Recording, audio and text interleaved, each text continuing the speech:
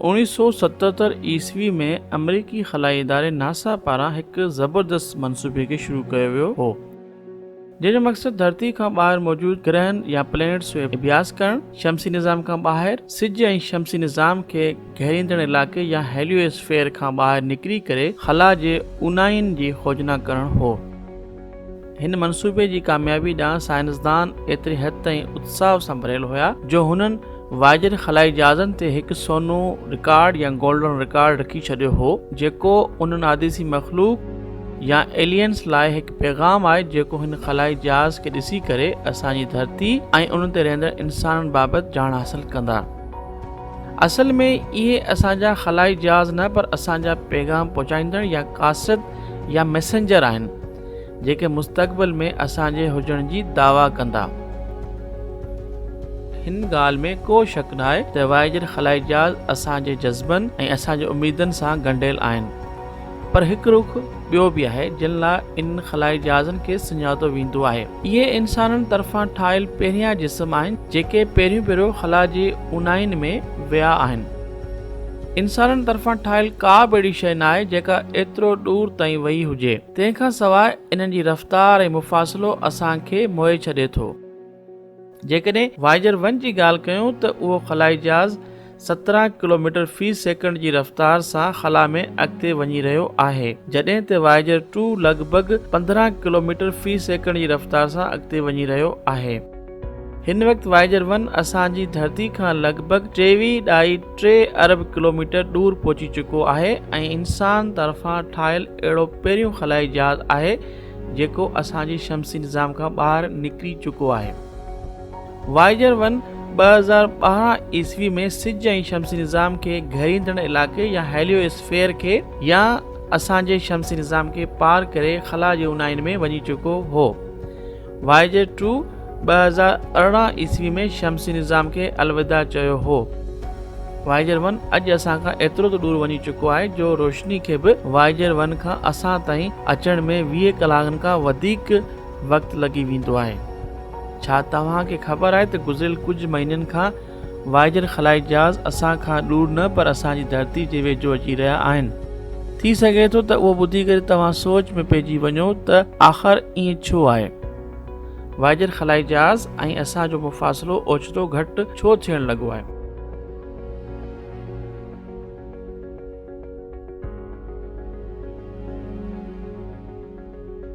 उहो ॿुधी करे पहिरियों ख़्यालु उहो अचे थो त किथे खला में को मरोड़ या कर्व त न आहे ऐं वाइजर उन हद ताईं पहुची विया हुजनि ऐं उहे खला जी हद या बाउंड्री सां टकराइजी करे मरोड़ जे सबबु वापसि असां ॾांहुं अची रहिया हुजनि, पर फ़िलहाल इन लॻाव जो थियणु नामुमकिन आहे। ॿियो ख़्यालु उहो आहे त किथे वाइजर खलाई जहाज़ नाएं गिरे या प्लेन 9 या कंहिं अहिड़े वॾे गिरे जे सबबु असां ॾांहुं कंहिं गुलेल या खांबाणी जीअं वापसि नथो अचे, पर ईअं बि न आहे। हिकु ख़्यालु उहो बि थी सघे थो त किथे वाइजर खलाई जहाज़नि खे आदिसी मख़लूक काबू में करे वापसि असां ॾांहुं छॾे ॾिनो हुजे।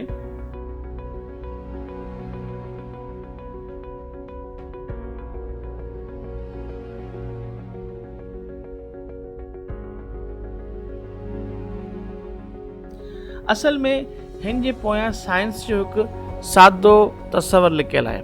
जेकॾहिं तव्हांखे निस्बती रफ़्तारनि या रिलेटिव वेलोसिटीज़ जे तस्वर जे बहितर नमूने सां ख़बर आहे त पोइ मसइलो हल करणु तमामु सवलो आहे। असांजी धरती ख़ला में 67,000 मील फ़ी कलाक या 30 किलोमीटर फ़ी सेकंड जी रफ़्तार सां सफ़र करे थी। हिन रफ़्तार जो काथो असांजे सिज खे हिकु हवालो या रेफरेंस मञी करे लॻायो वियो आहे। इन जो मतिलबु उहो आहे त जेकॾहिं तव्हां सिज ते बीठल हुजो त तव्हांखे धरती 30 किलोमीटर फ़ी सेकंड जी रफ़्तार सां हरकत कंदे नज़र ईंदी। वाइजर 1 खला में 17 किलोमीटर फ़ी सेकंड जी रफ़्तार सां हरकत करे रहियो आहे। मतिलबु असांजी धरती सिज जे चौधारी वाइजर 1 जे भेट में वधीक रफ़्तार सां हरकत करे रही आहे। हाणे सम्झण वारी ॻाल्हि उहा आहे त जॾहिं धरती सिज जे पोयां खां थींदे खलाई जहाज़ ॾांहुं अॻिते वधे थी त धरती जी रफ़्तार वधीक हुजण करे इन्हनि ॿिन्ही जे विच में मौजूदु फ़र्क़ु आर्ज़ी तौर ते घटि थियण लॻे थो। हिते लफ़्ज़ आर्ज़ी इस्तेमालु कयो वियो आहे छाकाणि त हिते धरती वाइजर ॾांहुं आज़ादी सां हरकत नथी करे, उहा त सिज जे मदार में ॿधियल आहे। ख़ला में जॾहिं असां धरती खां वाइजर ख़लाई जहाज़नि जे अंगनि अखरनि ते गौर कंदा आहियूं त असांखे उहो लॻे थो त वाइजर असां ॾांहुं अची रहिया आहिनि। असल में असां वाइजर ॾांहुं अञा वधीक रफ़्तार सां अॻिते वधी रहिया हुआसीं, जंहिंसां असांखे उहो धोखो थियो त वाइजर ख़लाई जहाज़ असां ॾांहुं अची रहिया आहिनि। ईअं सरासर न आहे, उहो पहिरियों भेरो न थी रहियो आहे। मिसाल तौरु जेकॾहिं असां वाइजर 2 जे अंगनि अखरनि खे ॾिसूं, वाइजर 2 हर साल फेबरवरी जे आख़िरी ॾींहं खां जून ताईं धरती वेझो ईंदे नज़र ईंदो आहे।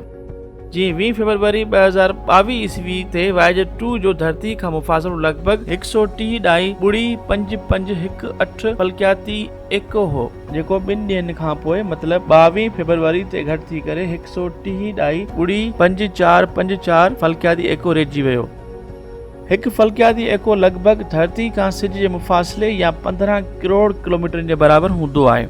हिते तव्हां उहो तसवुरु करे रहिया हूंदा त वाइजर 2 त पंहिंजी रफ़्तार सां ई अॻिते वधी रहियो आहे, पर धरती इन नुक़्ते ते सिज खां पोइते तरफ़ खां थींदे या वाइजर 2 ॾांहुं अची रही आहे। धरती जी रफ़्तार वाइजर 2 खां लॻभॻि ॿीणी आहे।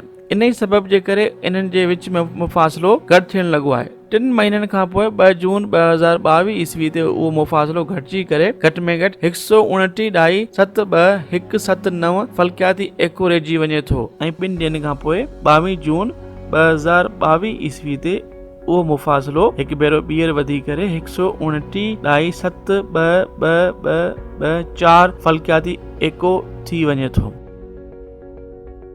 इन मां ज़ाहिर थिए थो त 2 जून ते असांजी धरती सिज जे साम्हूं खां थी करे पोइते तरफ़ मतिलबु वाइजर 2 खां दूर थियणु लॻे थी। जेकॾहिं असां मुफ़ासिले ऐं वक़्त जे विच में ठहियल ग्राफ खे ॾिसंदासीं त हिकु ख़ासि वक़्त खां पोइ धरती ऐं वाइजर 2 जो मुफ़ासिलो तमामु घणी तेज़ी सां वधे थो। उहो उन वक़्तु थिए थो जॾहिं धरती सिज जे साम्हूं खां पोइते जी तरफ़ वञी रही हूंदी आहे ऐं पोइ ग्राफ हल्को हेठि अचे थो ऐं इहो उहो वक़्फ़ो आहे जॾहिं धरती ऐं ख़लाई जहाज़ वेझो ईंदा आहिनि।